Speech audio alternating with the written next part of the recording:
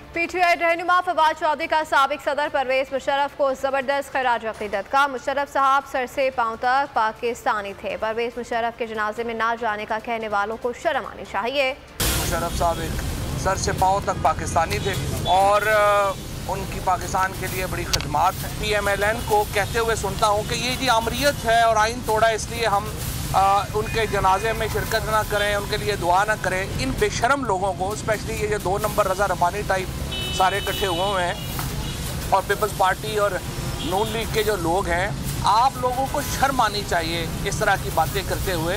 और कितने छोटे दिल के आपके लोग हैं। अरेस्ट के 3 दिन बाद जो है वो डाल दिया, मेरे पे शराब का पर्चा भी डाल दिया। अब अगला पर्चा चर्च का भी डाल दें, उसके बाद हेरोइन का भी डाल दें। तो बेशरम लोगों की हुकूमत है बुनियादी तौर पे इस वक्त। अगर आपको हमारी ये वीडियो पसंद आई है तो लाइक पर क्लिक कीजिए। खूने नाहक बहुत पी चुकी ये जमीन, अब कोई दिन में ये खून उगलने को है। खत्म हो जाएगी ये तमाशागरी, वक्त पलटेगा रोजे जजा की तरह। ये जो पेशावर में ताजा लहू है बहा, एक क़यामत करेगा फलक पर बपा। गम की सलमनाक घड़ी में बोल सानह पेशावर में शहीद होने वालों के लवाहिकीन के साथ।